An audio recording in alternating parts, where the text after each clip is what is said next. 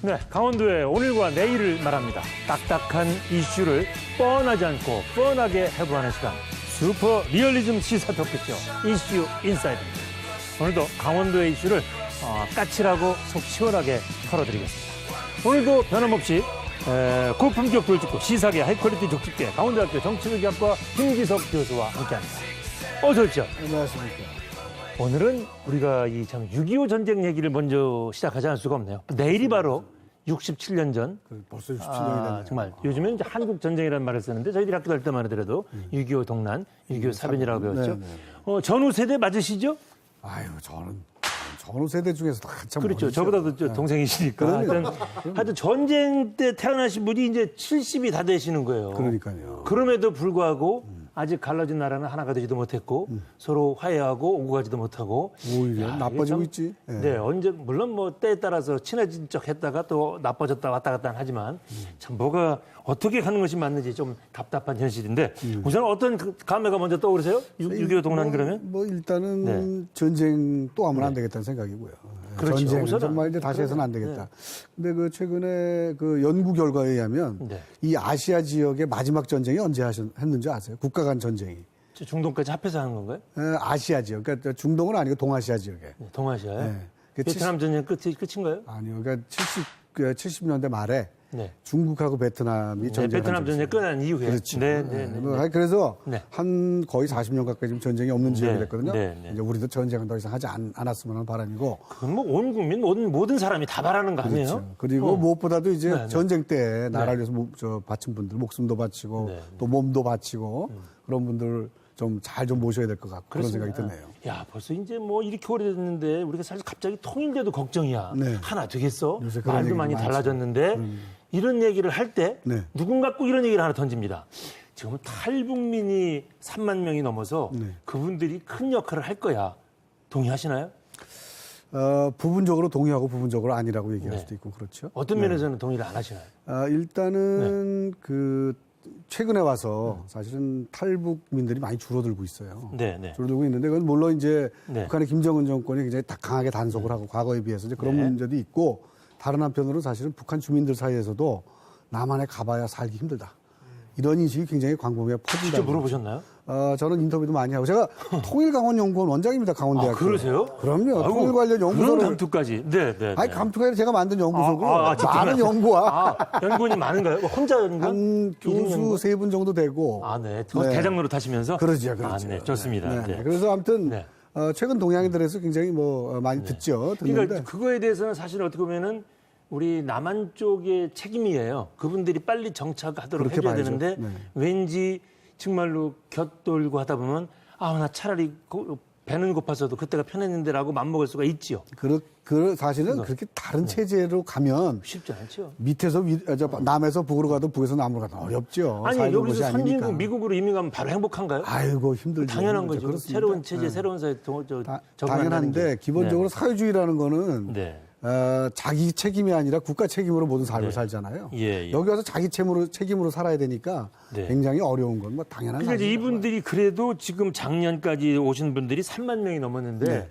이분들이 잘 정착을 한다면 북한 사회도 경험했고 남한 사회도 경험했기 때문에 통일이 될 때 정말로 크게 역할을 할 수 있지 않을까라는 기대가 있는 건 사실이에요. 그런 측면에서 사실은. 이제 그런 측면에서 아까 말씀에 동의하는 네네. 부분이고요. 예. 이분들이 하는 역할은 분명히 있을 거라고 봅니다. 예, 저희들 둘의 얘기는 뭐 이 정도로 하고요.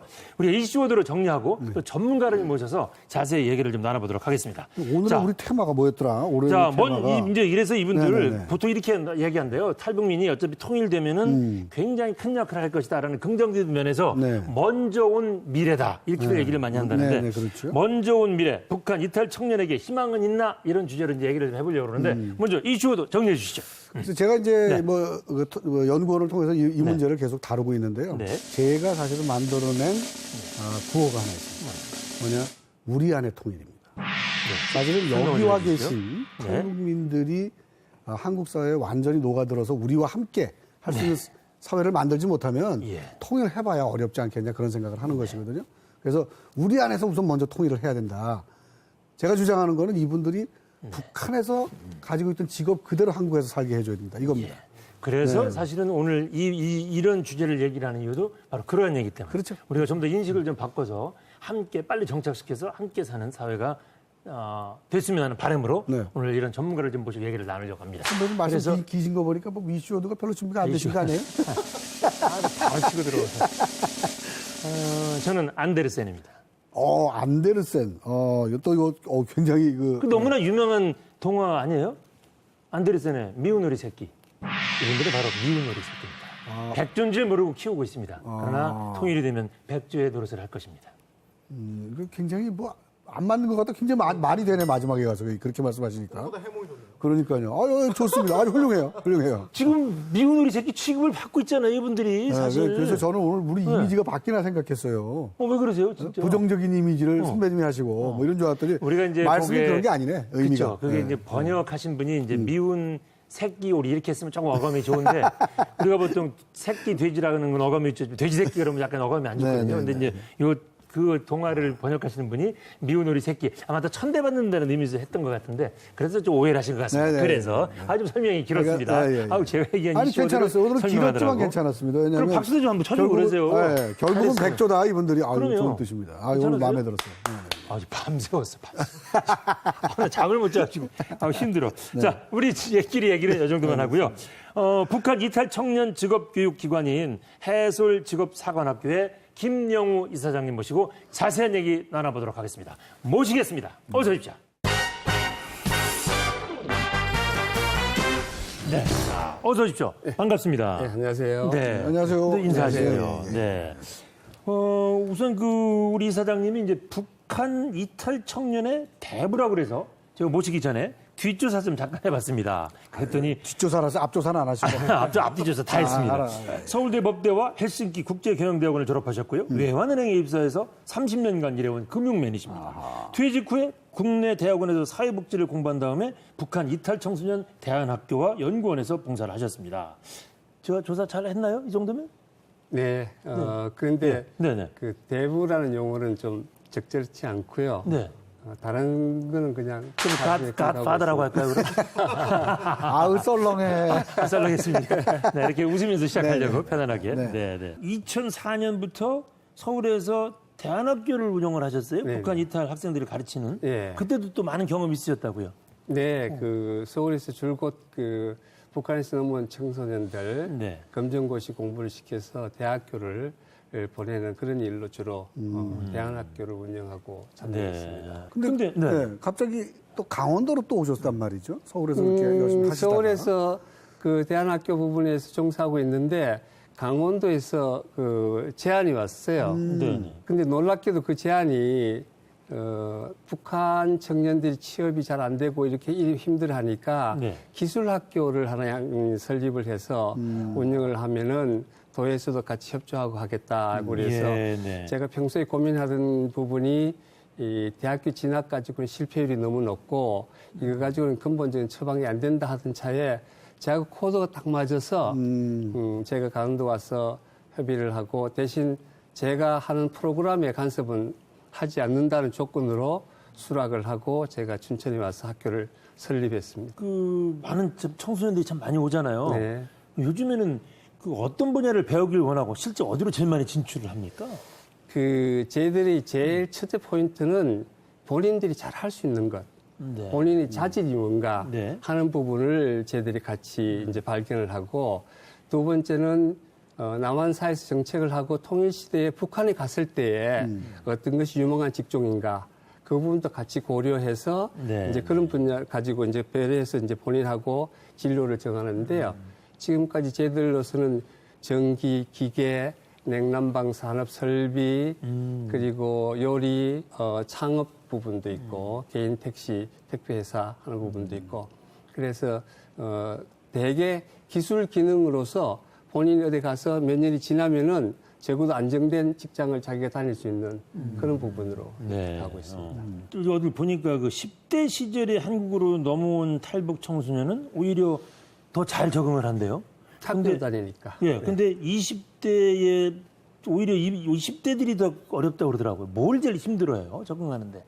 이 사람들이 가지고 있는 부분은 그 외부적인 환경이 아니라 자기 내부적인 문제입니다. 무슨 이야기냐면은 내면적으로 가지고 있는 그 열등감, 그리고 미래의 불안, 불안감.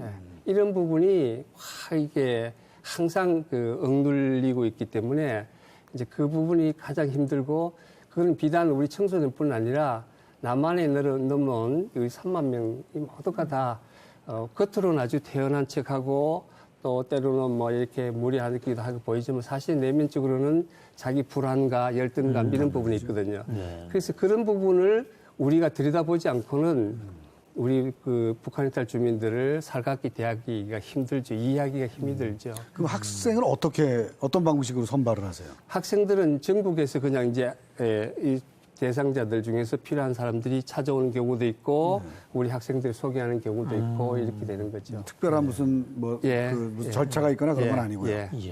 그 기본 원칙은 제 도움이 필요한 사람은 누구나 어떤 사람이든지 정원 내에서 도와주겠다는 게.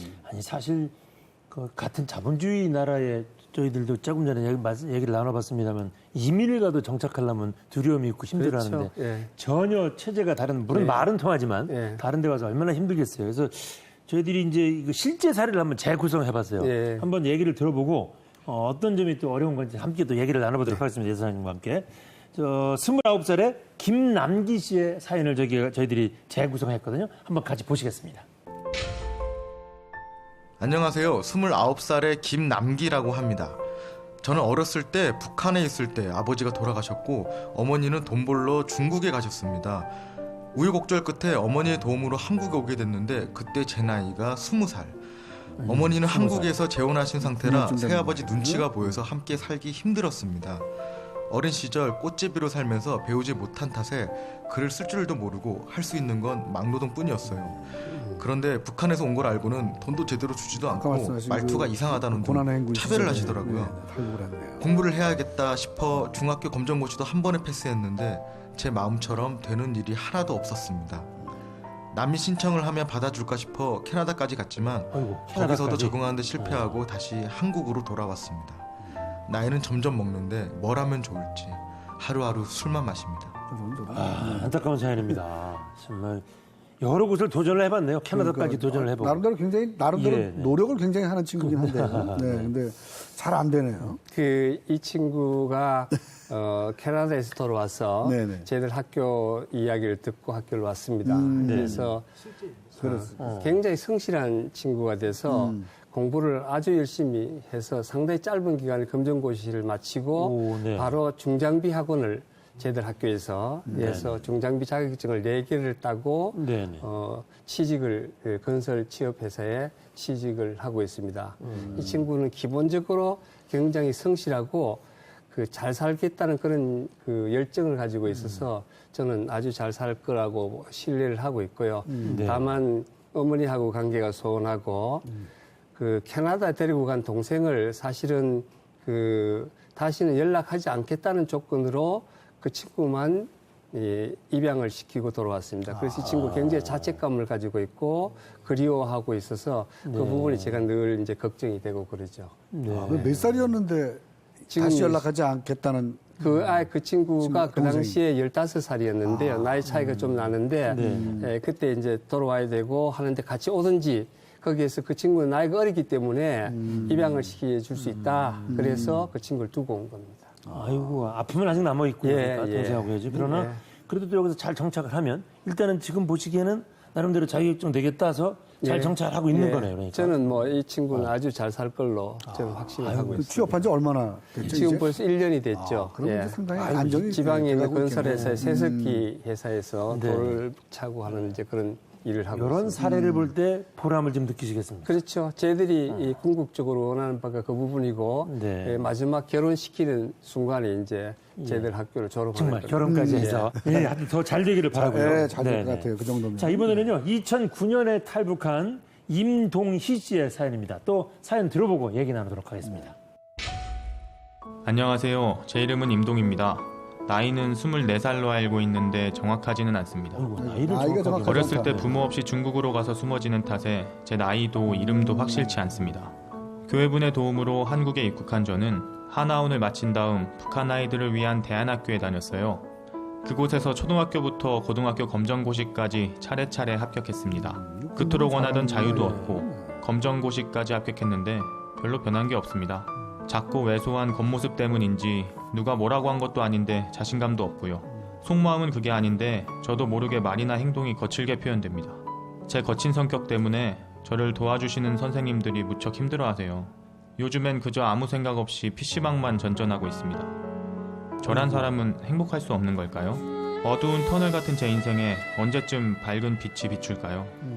우리 임동희 군은 아직도 마음 둘 곳이 없네요. 그죠? 그래서 실제 이 친구는 PC방에서 한 달이 넘도록 라면만 먹고 지내는 거를 아는 사람이 발견을 해서 쟤들 학교에 데리고 온 케이스입니다. 예. 근데 워낙 오랫동안 북한에서 소위 말해서 아지트라는 데가 있습니다. 그래서 숨어서 그러나 10여 년 동안에만 있다가 보니까 성격이 왜곡이 되고 사회성이 전혀 없어가지고 그리고 불안감 이런 부분이 굉장히 심해가지고 한 2년 동안 쟤들 학교에서 심리 치료하는 데만 상당한 힘이 들었습니다. 근데 이 친구는 또 묘하게 자기는 컴퓨터 프로그램을 하고 싶다는 열망이 아주 강해서 그래서 해보자 하고 학원도 춘천에서 학원도 보내고 또 춘천대학교 강원대학교에 컴퓨터 학생들 멘토로 하고 이래서 한 1년 이상을 컴퓨터 공부를 하다가 올 초에 서울에 특화된 그 컴퓨터 전문 대학에 2년 대학에 입학을 시켜서 지금 내보내놓고 공부를 가르치고 있습니다. 그런데 언제 그만둔다 그럴지 못 따라간다 그럴지 이제 조마조마하죠.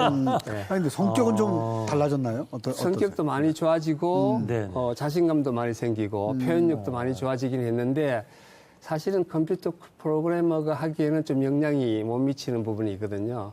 그런데 본인은 굉장한 그 집념을 가지고 있어서 좋다 그냥 성공이 되든지 안 되든지 노력하는 것 자체가 의미가 있다. 그래서 저는 풀 서포트를 하고 있죠. 아이고 우리 임동희 씨도 하여튼 그 어려운 시기를 잘 넘겨서 멋진 컴퓨터 그래머가 됐으면 좋겠네요. 보통 영어가 그렇게 힘들다고 많이 그러더라고요. 영어 어렸을 때부터 배우질 않아요. 근데 이 케이스도 보면은 뭔가 약간 그 중대한 고비 같은 게 있었던 것 같아요. 근데 보통 거기는 여러 학생들이 되게 비슷한가요? 어때 고비 같은 게 있을 것 같은데. 우리 애들이 각각 살아온 환경이 다르고 성장 과정이 달라서 본인들이 가지고 있는 트라우마도 여러 가지 성격이 다른 형태거든요.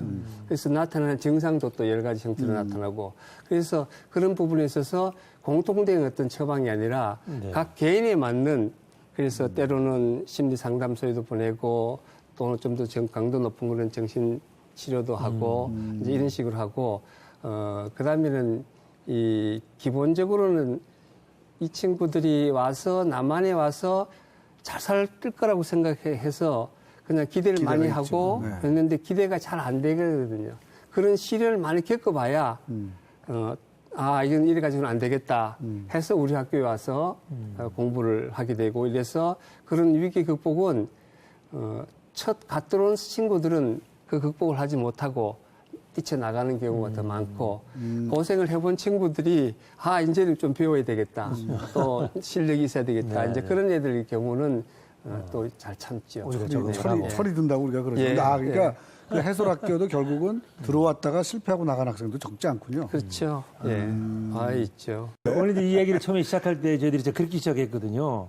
분명히 먼저 온 미래이기 때문에 언제 통일이 이루어질지는 모르지만 이들이 뭔가 큰 역할을 할 것이다. 양쪽 사회를 다 경험했기 때문에 실제 그렇게 느껴지시나요? 어떠십니까? 이사님 생각은? 그렇게 돼야 되고 그것이 바람직한데 지금 들어와 있는 3만 명의 부분이 사실은 만족할 만큼 그런 생활에 정착하는 게 힘들기 때문에 이 부분에 대해서 이제 상당한 고민인데 저는 어떻게 보느냐면은 이 사람들이 잘 정착을 하고 또 남북 통일에 그 도움이 되는 것은 우리 남한 사람들이 성숙함에 달려 있지 그 사람들이 성숙하고 그 사람들이 똑똑하기가 잘 되는 게 아니다. 왜? 그 사람들은 벌써 성숙하기에 너무나 먼 거리 우리 사회가 떨어져 있다. 그래서 근본적으로 우리 남한사의 사람들이 성숙해서 그 사람들을 포용하고 적지적소에 살아갈 수 있도록 만들고 그렇게 했을 때에 북한 사람들도 그 다 연락은 되니까 그걸 보고 남한 사회가 자기들이 올 수 있는 사회구나 하는 걸 인식한다는 거 그렇게 생각합니다. 어떻게 보면 그 작은 통일이에요, 그죠? 예, 우리 안의 통일이니까요. 예. 그 뭐 탈북민 이제 3만 명이 넘는 시대인데 그 중에서도 특히 청년들, 탈북 청년들, 청소년들 이들을 좀 교육시키고 정착시키는데 뭐가 좀 더 필요하다고 보세요? 우선순위 1, 2, 3 이 정도만 한번 거론해 보신다면. 아까도 얘기했지만 그 각자가 워낙 결함이 많기 때문에 어린애들 보살피듯이 해줘야 되기 때문에 굉장한 인내와 종합적인 처방을 해줘야 성공을 하게 되거든요. 그래서 많은 학생들이 대학을 진학했다가 그만두게 되고 또 그만두게 되면 낭망하고 또 그러다 보면은 사회 적응을 못하고 방황하는 경우가 많은데 그런 것 자체가 일견 우리나라에서 많은 사람들 도와주긴 하지만 총체적으로 이 문제를 해결할 수 있을 만큼 지속적인 도움이 안 되기 때문에 사실 성공 확률이 높거든요. 그런 부분에서 북한 사회에서 살다가 오던 사람들은 우리와 너무나 거리가 떨어져 있고 우리하고 적응하기 너무 힘들다는 것을 우리 국민들이 인식을 하고 마음에 안 들더라도 이해를 하고 계속해서 도와주는 그런 부분이 나야 되는 생각합니다. 아무튼 이제 새로운 정권이 들어섰는데 정부 지원도 좀 더 해주겠죠? 그런 부분에서는 정부 지원은 지금도 사실은 최대한 하고 있습니다. 북한에 있을 주민들을 위한 지원은. 그렇기 때문에 오히려 뭐 남북 교류가 더 많이 되면 이제 북한 관계가 신경을 써야 되니까 이쪽에만 특화시켜서 많이 해줄 수는 없겠죠. 그런데 정부에서는 사실은 최대한도로 지원하려고 노력은 하죠. 네. 역시 성과도 성과지만 모델로서의 의미가 있는 것 같아요. 그렇죠. 그래서 예, 이제 이것이 과연 성공할 수 있는 모델인가를 좀 증명해야 될 그런 시점이 아닌가 싶습니다. 좋습니다. 이제 마무리하면서요. 우리 뭐 나오신 김에 강원도민들한테 좀 한 말씀 하시고 싶은 말씀 있으면 참 어떻게 보면은 분단도인데 유일하게 또 남북 통일에 제일 관심도 많은 도고 그죠? 강원도가 결국은 통일시대에 있어서는 가장 중요한 역할을 할 거라고 보고 있는데요. 제가 여기 와서 우리 학교를 운영하면서 정말 4년 동안 아주 푸근하게 좋은 환경에서 성공적으로 하고 있습니다. 그 부분은 우리 강원도민들이 훌륭하시기 때문에 그런 거라고 저는 평가를 하고 있고 제가 이 춘천에 예술직업사관학교 세운 것이 복이다. 잘 됐다 하고 저는 생각하고 항상 감사하게 생각하고 있습니다. 그래서 또 더 관심 가져주시고 또 도움이 또 가능하면 도움도 주시면은 그리고 기본적으로 저희들이 우리 강원도에서 강원도의 뿌리를 받고 그리고 강원도민과 같이 하는 학교가 되도록 노력하겠습니다. 좋습니다. 저희들이 이제 한 주제로 얘기하고 마지막에는 아주 잘 이해가 하기 좋은 이슈워드 단어 하나로 딱 정리를 하거든요. 우리 먼저 온 미래 북한 이탈 청년에게 희망은 있나? 우리 이사장님은 어떤 단어로 정리를 하고 싶으세요? 저는 저희들 학생들한테 주는 메시지가 사명감을 가져라. 너희들이 이 사회에 제대로 정착할 때 북한 동포들의 희망의 등불이 될 것이다 라고 이야기를 합니다. 그래서 우리 이 자긍심을 가지고 사명감을 가지고 너희들이 잘 되면은 북한 동포들이 그걸 보고 희망을 가진다 하는 것이 제 메시지입니다. 그럼 평소에도 그 사명감을 많이 심어주려고 노력을 하시는군요. 자긍심을 불러주는 사명감. 네. 좋습니다. 오늘 이슈도 이사장님의 사명감이라는 이슈를 끝으로 맺도록 하겠습니다. 오늘 나와주셔서 감사합니다. 고맙습니다. 수고 많이 하셨습니다. 고맙습니다. 네. 예.